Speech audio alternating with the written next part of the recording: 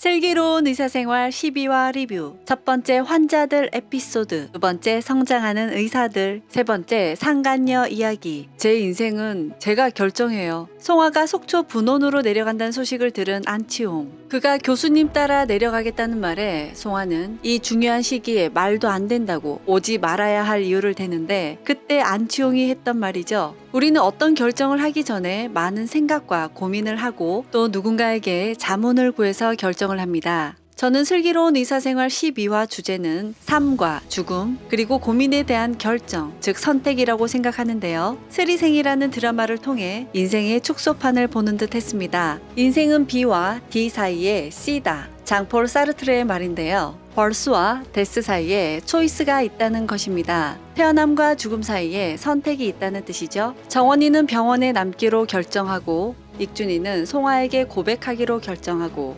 용성민은 허선빈에게 고백을 하고, 양 회장은 석형이에게 전 재산을 주기로 결정하죠. 석형이는 아버지 회사의 경영이 아닌 병원 일을 택하고, 미나는 여전히 고백에 대한 충실한 감정 표현을 결정한 듯이 보입니다. 겨울은 정원의 엄마 로사의 부탁을 받고 정원에게 고백하죠. 준환이는 반지를 익순이에게 주기로 결정하고, 도제학의 이야기로 준환이는 환자의 재수술을 결정했고요. 송아는 속초에 내려가기로 결정하고, 역시 키다리 아저씨 일을 계속하기로 결정합니다. 간이식 환자 익준이는 아이에게 안녕 하고 인사를 건네지만 못 듣고 장난감만 만지작거렸었죠. 간 이식을 기다리고 있지만 마땅치 않아 우선 색전술 시술을 앞두고 있었던 환자 이창학. 뇌사자의 간 대기 1순위자가 지방에 있는 바람에 그가 대신 간 이식을 받게 됩니다. 수술을 잘 마치고 나온 이익준. 큰 산을 하나 넘었다고 말하자 기적이라 생각한다며 돌아가신 분께 평생 감사하며 산다고 하죠. 익준이는 아이와 소통하고 싶어서 수어를 배운 듯 한데요. 간이식 받기 전 이창학의 아내는 앞서 시댁 식구들에게 간이식을 하라고 강요를 받았지만 자신의 간이 부적합하다고 말해달라며 울면서 부탁했었습니다. 이때 익준이는 아이에게 엄마에게 안아주라고 종이에다가 적어주죠. 익준이는 스페인에 갈 때 읽은 책 중에 수어책이 2권 있었네요. 스페인에 다녀온 후 익준이는 아이와 수어로 유창하게 대화할 수 있었는데요. 언제 저걸 다 배웠을까 했는데 단시간에 저걸 배웠다는 것도 대단했지만 환자 보호자 아이와 소통하는 부분을 중요하게 생각한 것에 대한 그의 마인드가 더 놀라웠습니다. 의술은 수술과 약만 있는 것이 아니라는 것을 아이와의 수어로 대화하는 모습에서 볼 수 있었는데요. 익준이는 마음까지도 치유할 줄 아는 의사인 것 같았습니다. 이 장면을 보면서 아이를 챙기고 돌봐야 하는 자신이 선뜻 간이식을 결정할 수 없었던 그 이유에 대해서도 더 공감이 되었네요. 당장 간이식을 하겠다던 아내. 하지만 법적으로 결혼 1년 미만은 간이식을 못하게 되어 있는데요. 한창 연애할 때 강경화 진단받은 아들 때문에 남의 집 귀한 딸인데 아들 잘못되면 얘는 어떡하냐며 혼인신고를 못하게 했다고 하죠. 남편을 꼭 살려달라고. 아내는 1년 후에 꼭 다시 오겠다고 합니다.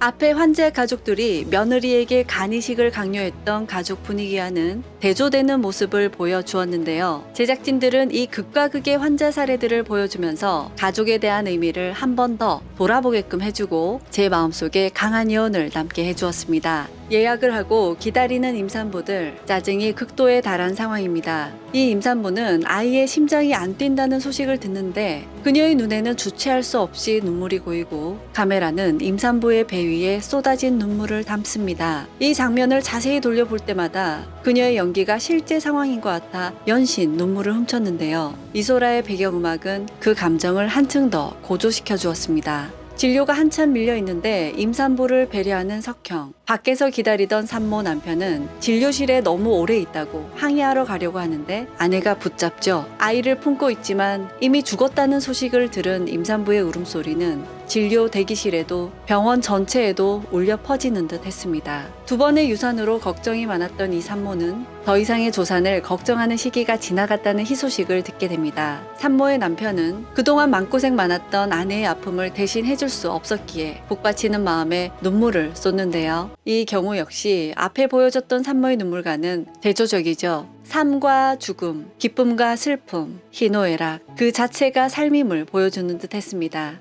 지혈제 보충에도 불구하고 여전히 피가 멈추지 않는 환자. 준환이는 보호자에게 죄송합니다 라는 말을 전하고 마지막으로 아들 한 번만 만져보게 해달라는 보호자의 부탁. 의식이 없는 아들 가슴팍에 작디 작은 베네 쪼고리를 얹어두고 이렇게 작았었는데 언제 이렇게 컸어 아들. 엄마는 아직 준비가 안 됐어. 엄마 아빠 두고 가지마. 우리 아들 너무 많이 사랑해. 이 광경을 지켜보는 도제학 역시 눈물을 쏟아내고 골똘히 생각하던 도제학은 새로운 제안을 하고 준환이는 바이탈을 확인한 후 다시 해보자고 합니다. 다행히 잘 아물어서 아들은 살게 됩니다. 태어나면 뭘 제일 하고 싶어? 저승 문화까지 다녀온 아들 뭐든 다 해준다는데 아들은 엄마가 해준 김치찌개가 먹고 싶다고 합니다. 이 베네 쪼고리 에피소드 환자를 통해서는 일상이란 것이 얼마나 소중한 것인지 알려주는 듯 했습니다. 대부분 사람들은 아프기 전까지 그리고 죽음을 생각하기 전까지 우리는 영원히 살 것처럼 살아가는 게 사실인데요. 하지만 어떤 계기를 통해서 우리는 죽음을 인식하게 되고 자신의 삶에 대해 더 의미 있게 생각하게 됩니다. 메멘토 모리라는 말이 유명하죠. 제작진들은 우리에게 자신의 마지막을 인식하고 살아간다면 일상의 소소함이 얼마나 행복한 것인가 라는 메시지를 주고 싶었던 것 같습니다. 윤복과 홍도는 소개하는 시간에 10년 전 어머니께서 큰 수술을 받았는데 그때 헌신적으로 치료하시던 의사 선생님 모습에 반해서 지원했다고 나오죠. 허선비는 의대 지원 동기에 진짜 이유를 묻습니다. 윤복과 홍도는 중1 때 엄마가 많이 아팠고 일주일 동안 중환자실에 못 깨어나시고 돌아가셨다고 하죠. 당시 의사 선생님이 엄마 못 살려줘서 미안하다고 엄마가 천국에서 지켜볼 거니 잘 커야 한다고 자신 역시 좋은 의사가 되겠다고 다짐하면서 펑펑 울었다고 하는데요. 중학생이던 홍도였지만 그 의사쌤의 마음은 분명히 전달되었고 그분이 너무 멋있어서 지원한 거라고 합니다. 이름도 얼굴도 모르지만 우느라고 땅만 보고 있었는데 신발 사이즈 225만 기억하던 윤복이었죠. 백선정. 전공의 4년차 때 돌아가신 환자의 이름이 똑같다는 송아. 윤복의 엄마 이름도 백선정이죠. 윤복은 10년 전 어머니에게 헌신적으로 치료하던 의사가 송아인 걸 알게 됩니다. 송아는 과거 백선정이란 환자를 통해 좋은 의사가 되겠다는 다짐을 하게 되었고 백선정의 딸 윤복은 송아를 통해 자신의 꿈을 그리게 되었습니다. 그렇게 세월이 흘러 좋은 의사가 되어 있는 최송아. 그 멋지다던 의사를 통해 자신의 꿈인 의사가 되어 만나게 된 윤복. 그때 그 사람이 바로 곁에 있었던 최송아 교수님이라는 사실에 눈물이 터져 나오고 엄마가 보고 싶다는 윤복의 말에 이렇게 잘 컸는데 엄마가 하늘에서 얼마나 기특해 하시는데 왜 울어 엄마 속상하시게 라며 꼭 안아주죠. 10년 전 중학생이던 윤복에게 엄마가 천국에서 지켜볼 테니 잘 커야 한다고 위로했던 송아. 10년 후에 이렇게 잘 컸는데 엄마가 하늘에서 얼마나 기특해 하시는데 라는 말로 송아는 그때처럼 꼭 안아줍니다. 윤복이가 기억하던 의사 선생님에 대한 유일한 정보는 신발 225.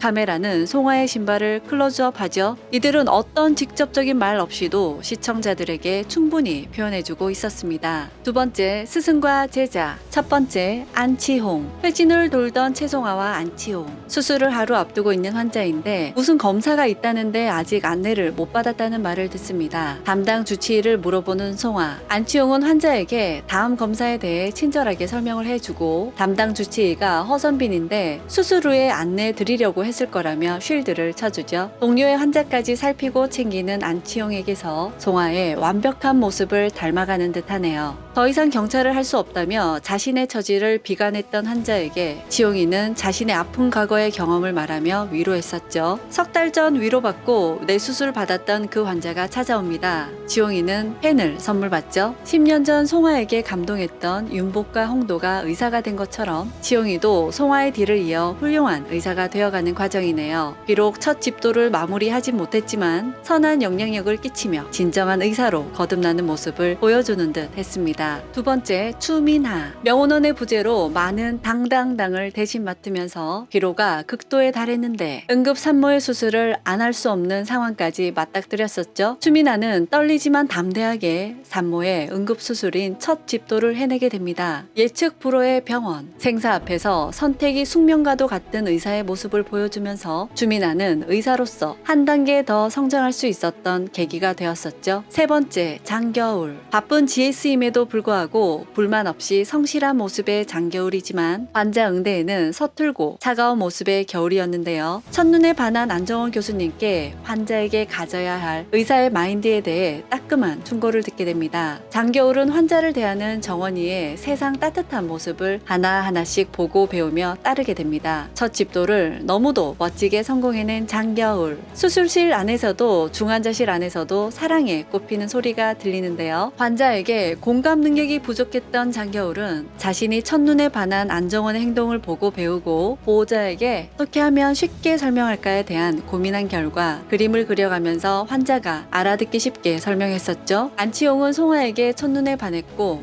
송화가 하는 의사로서의 행동을 장겨울과 같이 유심히 보고 배운 것 같은 공통점이 보이네요. 그리고 겨울과 치홍이는 짠내 나는 짝사랑이라는 공통점도 있지만 장겨울은 정원과의 사랑에 성공하고 치홍이는 끝까지 짠내로 남아있네요. 첫 집도를 성공한 장겨울, 첫사랑에 성공할 것이란 복선이었을까요? 안정원의 방에 있던 하트가 사라지고 소아 중환자실 쪽으로 옮겨왔는데 알아채셨나요? 소아 중환자실에서 정원이의 시선은 장겨울을 보는데 장겨울은 밖에 있는 보호자를 먼저 봅니다. 그리고 팔을 비비적 하는 듯이 보이는 게 저만 그런 게 아니죠? 수술실에서 눈을 마주치며 사랑이 튼 장면과 소아 중환자실에서 한층 서로 가까워진 느낌의 연출을 보여주면서 둘의 사랑이 마침내 이루어짐을 암시했던 거겠죠? 도제학 역시 처음 한 것 치곤 아주 잘했다며 첫 집도에 대한 준한의 칭찬을 듣게 되고 앞서 말했던 베네처고리 환자의 에피소드에서 도제학의 제안은 환자를 살릴 수 있었던 결정적인 제안이 되었죠. 도제학의 이런 제안이 사실 자존심을 세우는 교수였다면 쉽사리 받아들이지 못했을 텐데요. 김준한이라는 사람은 그런 자존심보다는 환자를 살려야겠다는 마음이 1순위였기에 바로 해보자고 받아들였던 것 같습니다. 앞서 관장을 하지 않으면 안 되는 까다로운 환자를 설득해야 하는 상황에서도 천명태와 김준한의 태도는 차이가 있었는데요. 무릎을 꿇으면서까지 환자를 설득했던 도제학은 환자를 살리는 데 있어선 자존심은 아무것도 아니라는 것을 그대로 배워가는 듯 보였습니다. 매 순간순간 디시전 하는 게 제일 어렵다는 도제학의 말에서 인생은 선택의 연속이다 라는 12회의 주제를 말하는 듯 보였는데요. 이 과정들을 겪으면서 의사로서 성장해가는 도제학의 모습을 엿볼 수 있었습니다. 다섯 번째, 명은원. 명은호는 자신이 해야 할 일에 부담을 이겨내지 못하고 잠수를 탔었죠. 다시 나타났지만 어느새 그녀의 모습이 보이지 않았는데요. 경험을 통해서만 성장할 수 있다는 것을 추미나와 명은원의 극명한 대립을 통해서 제작진들은 판단이 어려운 선택의 순간이 닥쳤을 때 우리는 피하는지 부딪히는지에 대해서 물음을 던지는 것 같았습니다. 저는 이 짧은 에피소드에서 제 자신 스스로도 돌아보게 되었는데요. 아프고 힘들지만 정면으로 부딪혔을 때에 비로소 다음 단계로 성장할 수 있음을요. 여러분들도 한 번쯤은 이런 순간이 있었죠? 세 번째, 상간녀 이야기. 실장은 상간녀에게 재산이 안 간다는 사실을 알고 있었죠. 그래서 호칭을 여기께서 라고 했던 것으로 보이네요. 상간녀는 나 여기라는 사람이야 회장님? 이라고 기분 나빠합니다. 이때 입원한 것도 아버지는 아들이 근무하는 병원인 걸 모르고 입원했을 가능성이 큰데요. 조영애가 아들 있는 병원에 무슨 낯짝으로 오냐라는 말에서 양 회장은 몰랐다는 듯이 놀라는 표정이었습니다. 하지만 상간녀는 알고서 입원시켰던 것 같네요. 장례식장에서도 아버지는 돌아가셨지만 좋은 형이 생겨서 다행이라는 말을 한 상간녀. 정말 보통이 아니죠. 양태양은 재산을 아들 석형에게 준다고 했는데요. 석형이는 의사이기에 경제적인 걱정은 없고 자신의 아이가 곧 태어난다면 약간이라도 재산을 상속해야 하는데 저는 이 부분이 조금 이해가 안 가서 뇌피셜을 해봅니다. 원래 심장이 안 좋아 협심증이 있었고 수술도 받았었다고 하죠. 아마 69세라는 나이도 있고 여러 검사를 했을 양 회장은 아이를 낳기 힘든 몸이라는 결과가 나온 것으로 예상해봅니다. 생전에 몹쓸 짓을 했지만 아들 석형에 대한 마음이 남아있는데요. 하지만 내리사랑이라고 이제 막 태어날 아이가 귀엽고 애틋할 수 있는데 석형에게 모든 재산을 주고 이제 태어날 아이에겐 어떠한 재산 이야기가 없었던 유서 내용을 보고 조금 의아했죠. 그런데 상간녀가 임신을 했다고 했기 때문에 재산을 석형에게 준 게 아닌가 추측해봅니다. 양 회장은 기업가로서 법률적인 부분도 정확히 알고 있었을 거라는 예상이 되는데요. 상간녀의 아이가 자신의 아이라면 법률적으로도 유산을 받을 자격이 되고 만약에 자신의 아이가 아니라면 받을 수 있는 자체가 되지 않습니다.